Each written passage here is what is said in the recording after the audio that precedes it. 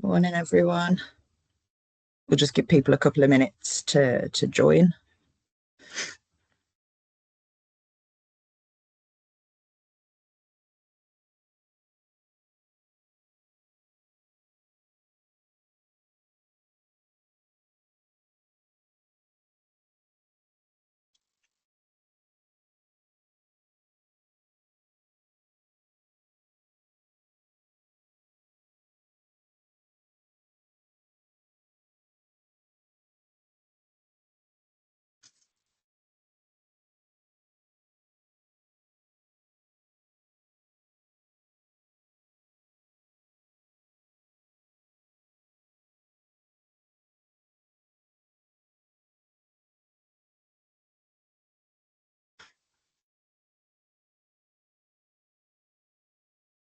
Maybe just another minute or so, and then we'll kick things off for any latecomers that are wanting to join.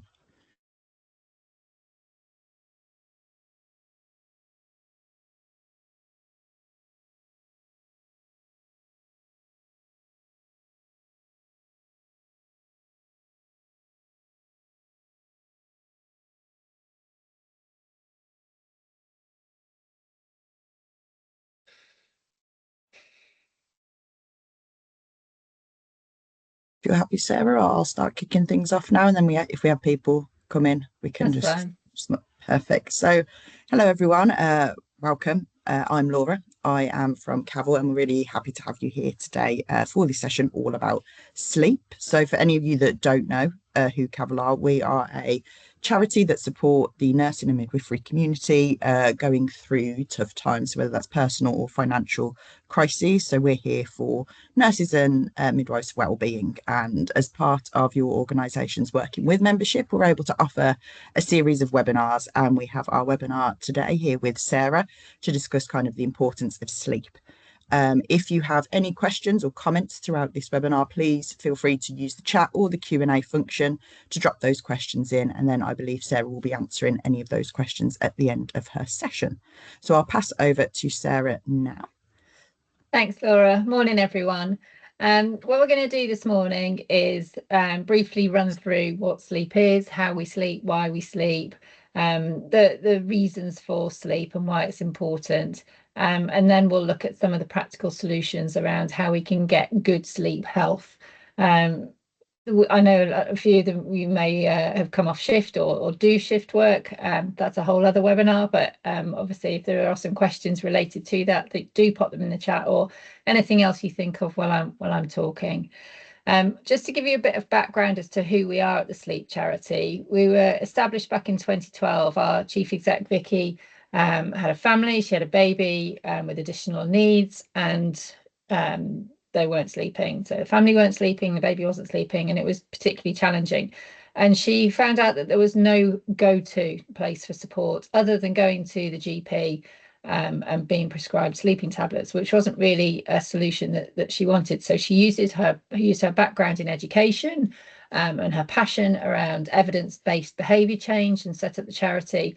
And we are now the go-to provider for sleep education, sleep knowledge, informing government about policy change in relation to empowering the nation to sleep better. Okay, so let's get into it then in terms of the importance of sleep and why we sleep. We know that sleep is important in the sense that it is as vital to us as food and water. In the same way that we need oxygen to breathe, we need to sleep in a regular basis in a 24-hour period. Ideally, nighttime sleep, but obviously shift work can flip that on its head. But there is no physiological system in the human body that isn't impaired by poor sleep or enhanced by good sleep. So we need to sleep.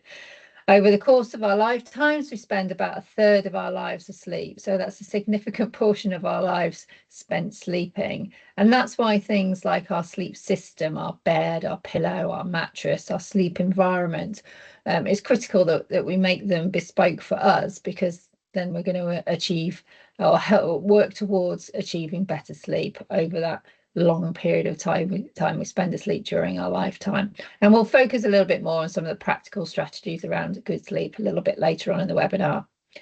But really what we're talking about with sleep is that it's that significant impact factor on our physical and mental well-being. So you can talk about other pillars of health. So for example, nutrition, physical activity, relationships, which of course are hugely important to our health and well-being.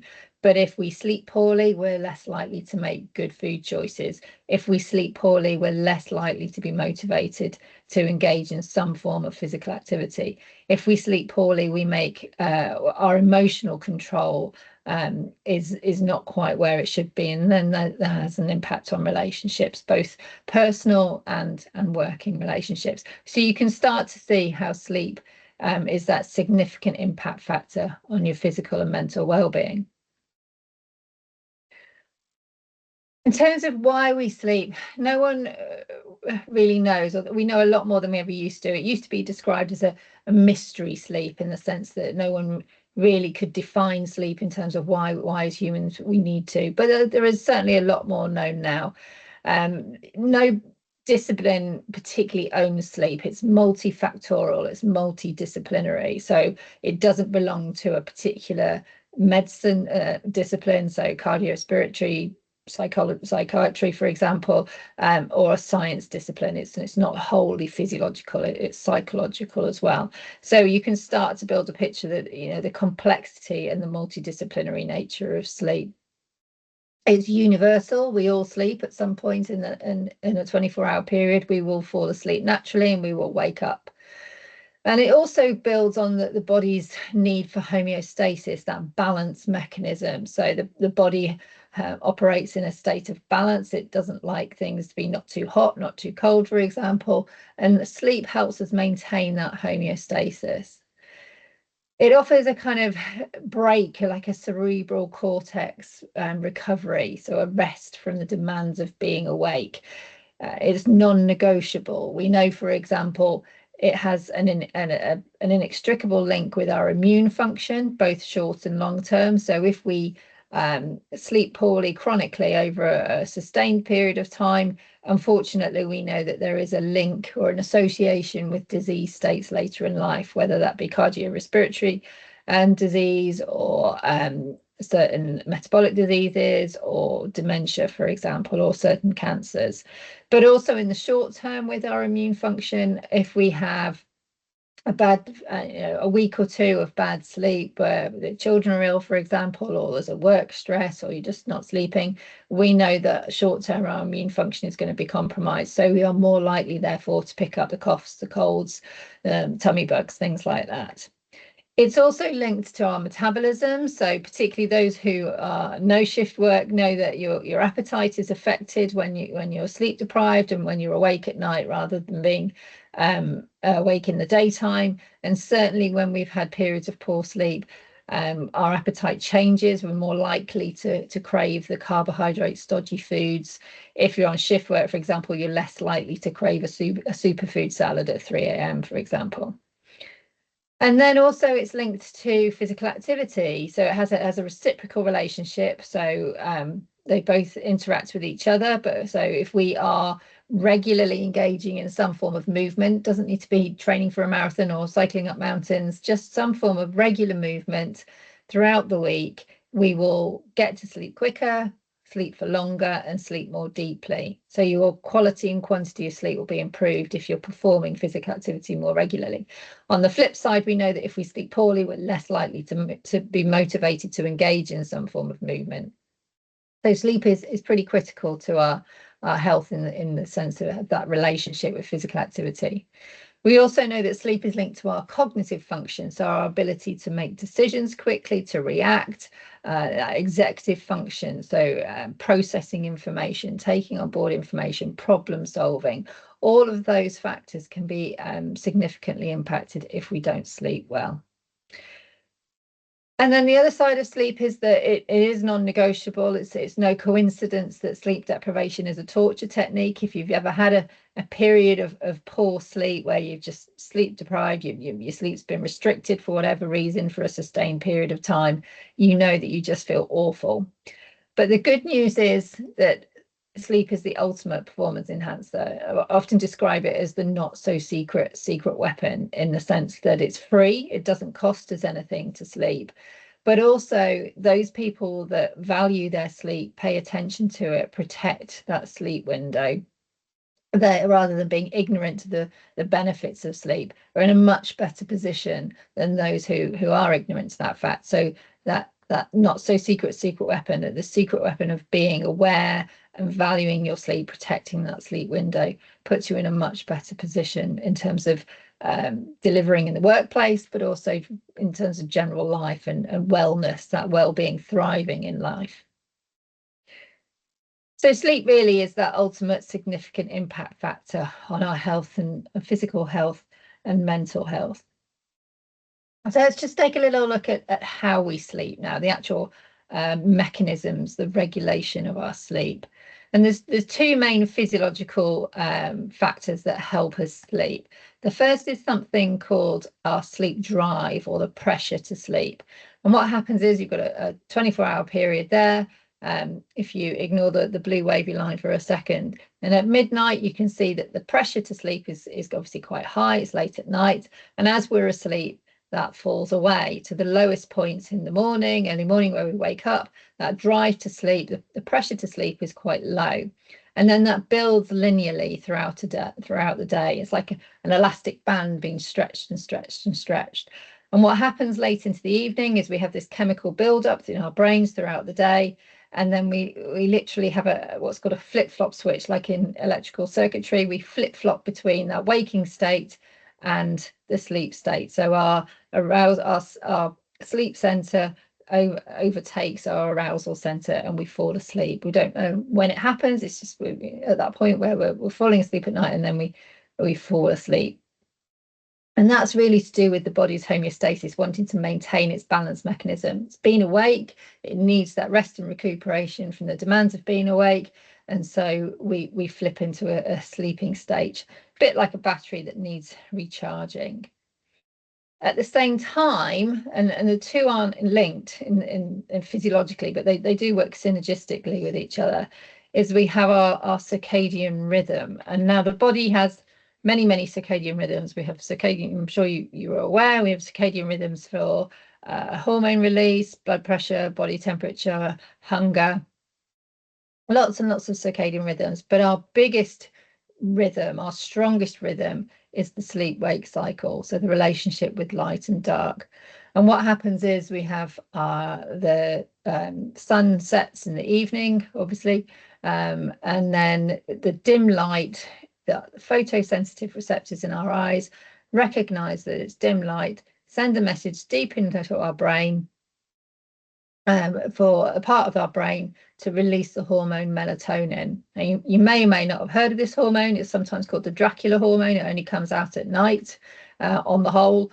And this signals the body that it's time to fall asleep. It doesn't make us fall asleep. It's a signaling hormone. It signals the body to put in process the steps that need to happen in order to fall asleep. And this is at the same time, don't forget, as that sleep pressure is building throughout the day.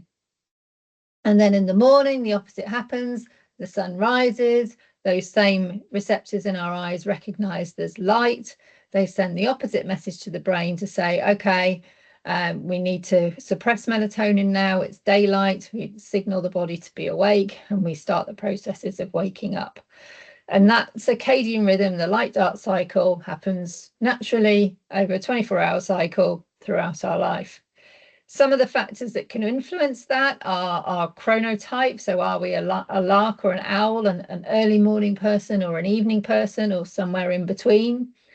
And this is also why the routine of sleep is important. So having that regular get-up time and regular bedtime as often as you can, because it's linked to the body's need for that balance, the circadian rhythm, the relationship with light and dark. The body doesn't like it being desynchronized. That's why jet lag or shift work, we don't feel great when our bodies have been flipped on its head and working against the light-dark cycle.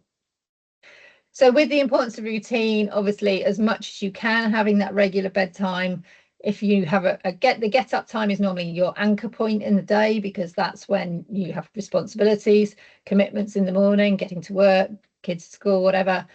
And so working back from that time, knowing how much sleep you need, on average 7 to 9 hours, but it is individualized. Some people need 6, some people need 10, but typically 7 to 9. And you know yourself how you feel when you wake up. If you wake up, everyone's a bit groggy when they first wake up, but if you're alert, refreshed, and fully productive during the working day, chances are you're getting enough sleep. If you have excessive daytime sleepiness, you're falling asleep before lunchtime, a cup of coffee isn't having its usual effect, maybe you need to adjust your sleep schedule somewhat. So working back from that get up time to, if you say your get up time is at 6:30 and you need 8 hours sleep, working back to the time at which you need to be going to bed and head hit the pillow and lights out. And being pragmatic with it. Life gets in the way. If you try and be idealistic around sleep, then that's where problems can ensue. So being pragmatic, on the whole, having that regular routine with your sleep. So setting wake up and bedtimes, recognizing the influence of darkness on melatonin. So we need the dim light to stimulate the melatonin.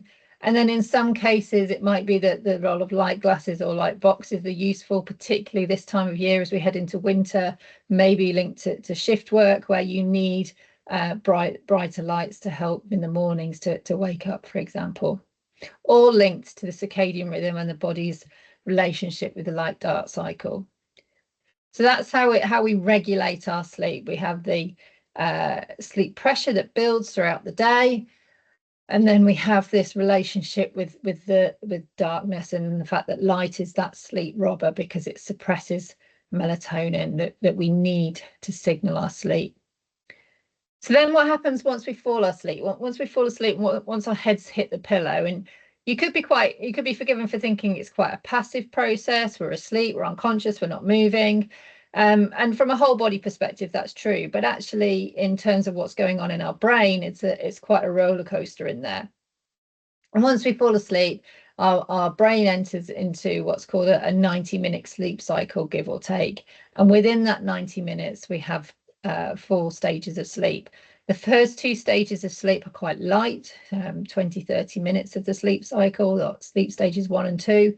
And then the third stage of sleep is our deep sleep stage, sometimes called slow wave sleep because of the slow brain waves that we see during this stage of sleep. And that's where you get your memory consolidation, the processing of all the information you've taken on board that day, protein synthesis, so human growth hormones released, muscle repair, lots and lots of restoration and rejuvenation from the demands of being awake happens during this stage of sleep. So if you were to wake up in that stage of sleep, you'd feel really groggy, like the sleep inertia to overcome would actually be quite great. Then you enter into what's called REM sleep, rapid eye movement sleep, stage 4 sleep, which is sometimes referred to as dream sleep because we do tend to dream more in this stage. And that's where we have a lot of the sort of positive consolidation of our emotions. So our emotional regulation is linked or associated with this stage of sleep. So it's important that we have a regular sleep schedule so that we can maximize the sleep cycles throughout the night. So we're not shortchanging ourselves by going to bed too late too often or getting up too early too often and missing out on important aspects of the sleep cycle. Okay, just a quick true or false. Don't worry, you don't have to chip in. Just do it yourselves while I'm chatting, just to reinforce some of the things that I've been going over, and then we'll look at some of the what happens when we get poor sleep and some of the practical strategies.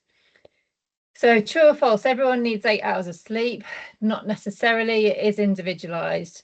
The guidelines are 7 to 9, but you may need less, you may need more. You yourself will know on how you feel subjectively when you wake up. Napping during the day is good for you. Haven't really talked about napping, but we talked about stages of sleep. And yes, napping is good for you if you have the opportunity, the circumstances, and the motivation. If you don't enjoy napping, if it's stressful, you don't get anything of it, don't try it. It's not for you. Just have some downtime. And also just nap ideally between 2 and 4 in the afternoon, back to our circadian rhythms. Our core temperature dips then like it does in the early evening. We need our bodies to be cooling in order to fall asleep. So that's why we have that nodding donkey syndrome after lunch, where we feel like we could fall asleep. And if you're going to nap 20 to 30 minutes, so you're waking up in the lighter stages of sleep, or have the full 90 minutes, so that you can wake up in a lighter stage rather than waking up within that deep stage 3 sleep. You can catch up on lost sleep. No, you can't. You're much better off accepting the fact that you've had a period of poor sleep and then getting back on schedule as soon as you can. You should avoid screen time before bed. Not necessarily. It used to be thought that the blue light emitted from the screens suppressed melatonin significantly enough to suppress sleep. Now we know that that suppression of melatonin isn't significant enough to cause us to not fall asleep. The problem with the screens is self-control and going beyond your sleep time. So TV is relaxing for many people before bed, but if you are doom scrolling, watching the next Netflix episode and not having that self-control to switch it off, that's when you're going to have impact on your sleep time and quantity and quality. Older people don't need as much sleep. They do. It's just harder to achieve sleep as we get older. The melatonin surge is not quite the same. The melatonin isn't released in the same degree.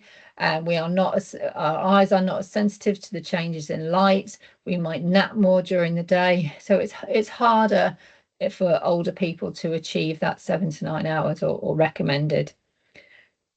Sleep issues are common, depending on what it may be. They are common. Some of them are practical solutions, some of them are sleep disorders, and we'll come on to sleep disorders in a little while.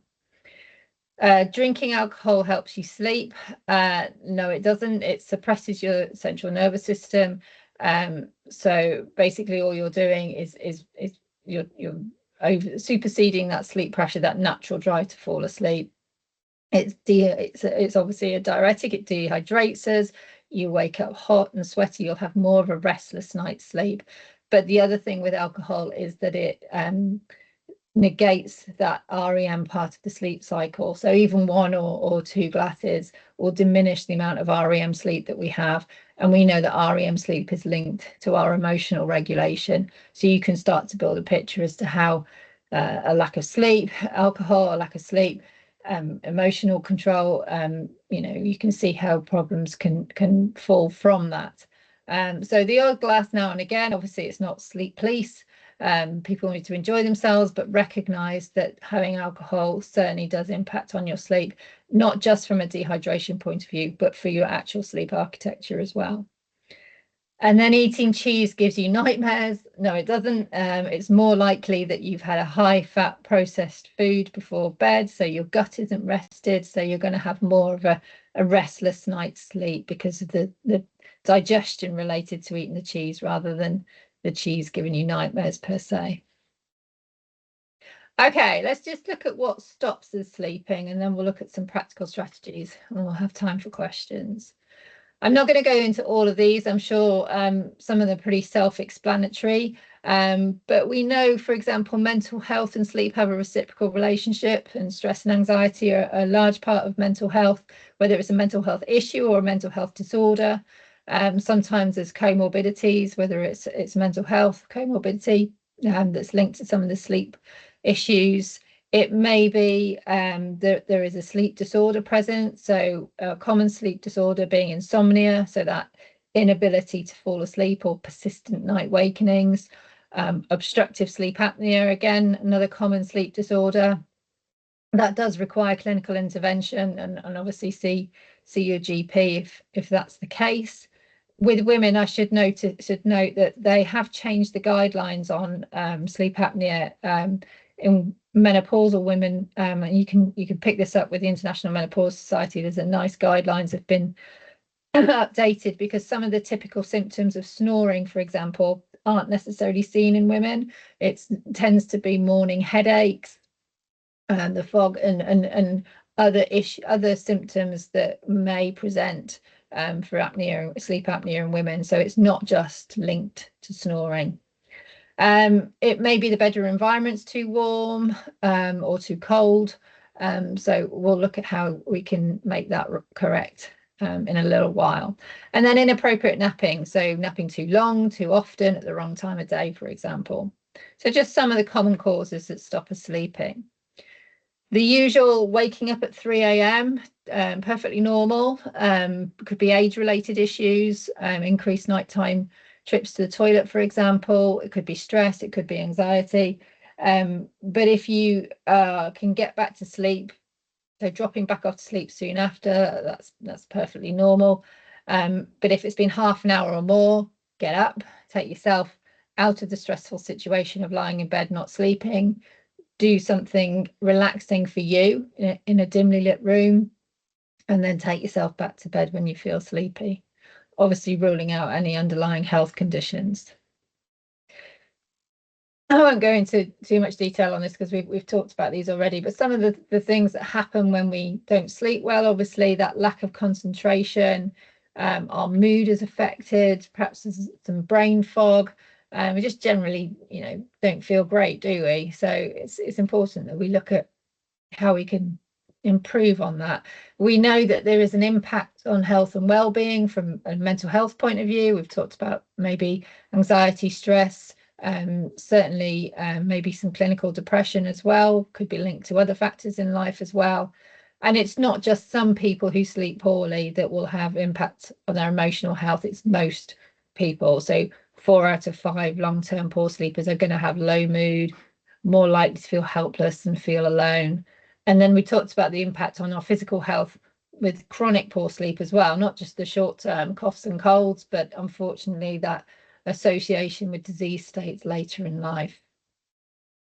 And then there's the impact on the economy as well. The UK loses a whopping 40 billion a year due to sleep-related issues, and I think that's set to rise to 47 billion by 2030, which is shocking in itself. And these could be off work because we've not had enough sleep, so we're ill, or it could be health and safety issues in the workplace. So a piece of equipment is taken out because an employee caused an accident, or employees have been hurt in an accident due to sleep-related issues. And obviously that impacts on the productivity in the workplace, not just of the employees, but in terms of the business as well. So employees are your biggest asset. So improving education around sleep, such as sessions like today, are only going to help improve employee well-being, and giving them opportunities to, if they are having sleep issues, obviously maybe occupational health stepping in and helping with the role, or helping with the work that needs to be done in order to help the employee work through whatever intervention they might need in order to improve their sleep and then be back at work fully functional. I won't go into all of these. These are some of the impacts or some of the manifestations of poor sleep. I'm sure you're more than aware. And then some people, we talk about the quality and quantity of this. Really, it's about both. In terms of the quantity of sleep, obviously that 7 to 9 hours is recommended, but everyone is different. Quality is more to do with your satisfaction of your sleep bout. So how satisfied are you with your sleep bout? Do you wake up feeling alert, refreshed, fully productive during the day? And so it's about, not choosing one over the other. It's about trying to improve. Or when you look at sleep health, it's about obviously ruling out sleep disorder, getting that regularity with the sleep routine, and ensuring that the quality and quantity are as good as they can be for the what's happening that week and the stage of life that you're at.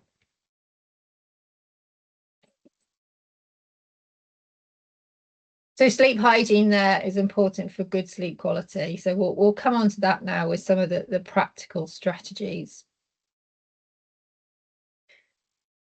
So before we go into some of those practical strategies, it's good to take a step back and just actually consider your own sleep environment, do you have a strategy to get to sleep? Most people will say, well, no, I just go to bed when I go to bed and I try and fall asleep. So it's thinking about, well, actually, when you've had a good night's sleep, what was different? What works for you? Do you need to address your sleep? Sometimes it's, don't want to create a non-issue. If it's not an issue, it may be this is just useful information for helping patients, helping family members, or helping yourself. If in the future you have poor sleep, it might not be an issue for you right now. But certainly there are some quick wins. So caffeine, we know, inhibits the sleep pressure, the drive to fall asleep. Caffeine inhibits that sleep promoting center taking over from the arousal center because it keeps us alert. And we know it has a half-life of about up to 9 hours. So I think it's 5 to 9 hours is the range, but everybody metabolizes it differently. So some people can have a cup of coffee before bed and it has absolutely no effect on their sleep. Others, if they have more than 2 cups of coffee in the morning and have coffee in the afternoon, their sleep is going to be disrupted. So the general rule of thumb is to switch to non-caffeinated drinks after lunchtime, but you yourself will know how you respond to caffeine. Regular exercise, regular movement. Doesn't need to be heavy training in the gym. It can be walking the dog around the park. Obviously that regular routine, having that wind down routine in that hour before bed as much as possible. And then the bedroom environment, ideally 18 to 20 degrees, so a nice cool room, making sure the tog of the duvet is right for you. Making sure perhaps if you need blackout blinds or curtains or an eye mask or earplugs, whatever works for you to create that cool, calm, dimly lit environment to fall asleep. It says they're avoiding screens an hour before bed, but like I said earlier, if it's relaxing to watch TV and it's not stopping you fall asleep, that's fine. Maybe watch it at a dim, lower volume, maybe something you've seen before or something quite boring. And if you're watching something that is going to frighten you or make you anxious, like the news or something, that might not be the thing to watch before bed.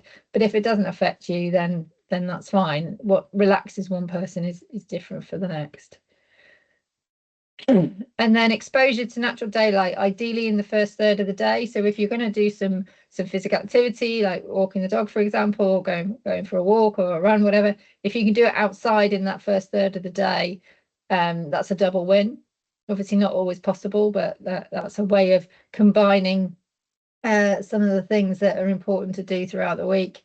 Obviously dimming lights at night, so around the house, not having unnecessary lights on, just making sure that you're signaling to the body that it's time to fall asleep.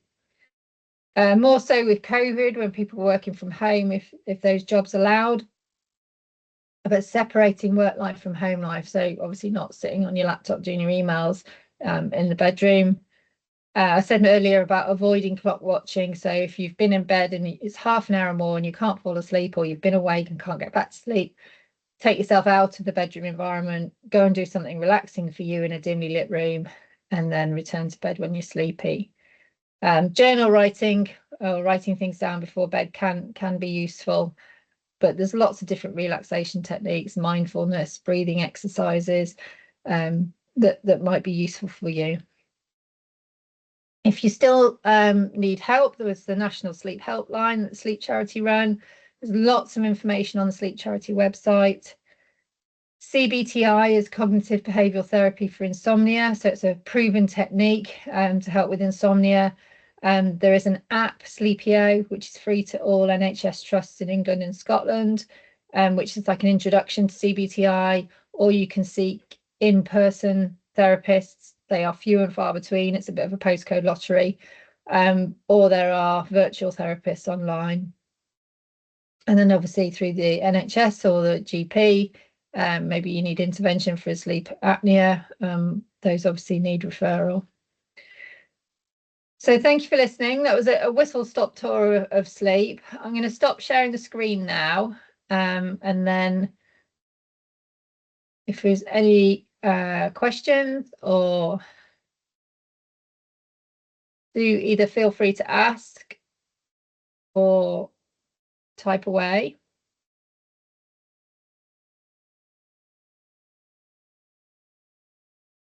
I just wanted to say thank you, Sarah, for sharing all that information. Some of that was really useful to know, especially the screens before bed. I'm definitely one of those people that likes to watch something a bit relaxing before I can fall asleep. So knowing it's not actually doing me the harm that my husband says it's doing me, it is quite good to know. No, it's fine as long as you're not, watching episode after episode until 1 a.m. Yeah, Then yeah, it's fine. It's not quite the scaremongering that has been in the past, and certainly in the sleep literature that the tide is turning. It's going beyond your sleep time, which is the problem with screens. yeah, of course. But no, that was all really, really informative. Thank you, thank you so much. No worries.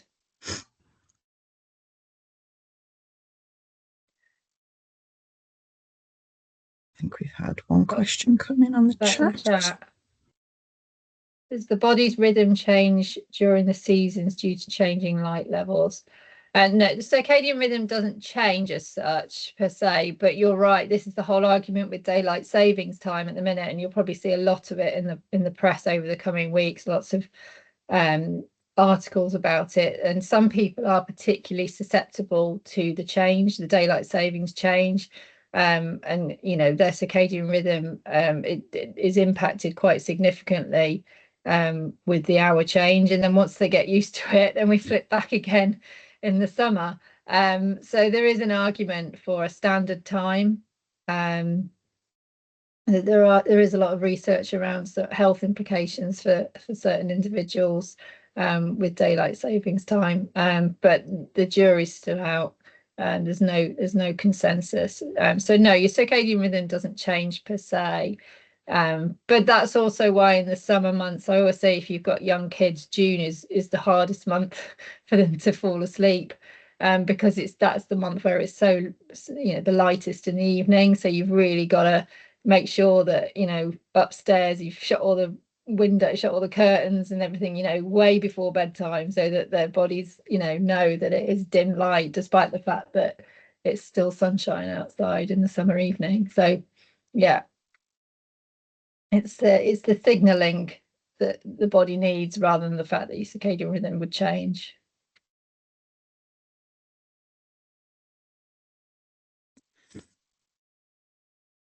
Nice. I don't think we've had any other questions come through. Just double check. Oh, here we are. Snoring. Does snoring affect the quality of sleep we get? There's probably two sides to that question. It can affect, if you have a sleep partner, it can affect their sleep. And also, if you are snoring, potentially it can be a symptom of sleep apnea, which is where we aren't getting the sufficient air through the airways. So we never get into a deep stage of sleep. Our body continually is waking up, which is why you get excessive daytime sleepiness with sleep apnea, and it can be extremely debilitating for quality of life, particularly over a long period of time. So it's always worth, if you are a snorer, chatting to your GP, also dentist as well. It could be snoring is linked to something else related to the jaw. So it's always worth getting checked out, I think, if you are a snorer, just to make sure that there's no underlying conditions. And if nothing else, it probably your bed partner might thank you if you try and get something sorted out.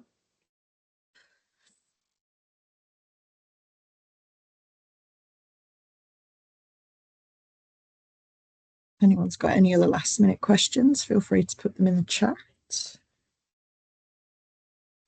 If not, I'd again just like to say, Sarah, thank you so much for sharing all that information. It was really informative, really helpful to find out about these things. I think we can often overlook sleep as just something that we do, but it's so beneficial to our bodies to get that right amount of sleep and that good sleep hygiene. So it's always good to get that reminder every now and then of how important sleep is to us. No worries. Well, have a good afternoon. If there's no more questions, then like I said, there's more information on the Sleep Charity website, so you can always have a look on there if there's something that you particularly need to look at. Brilliant. Well, thank you everyone for joining us today. I hope you will have a lovely rest of your day and a lovely sleep. later on this evening. So yeah, have fun for the rest of your day. Thanks. Have a good day.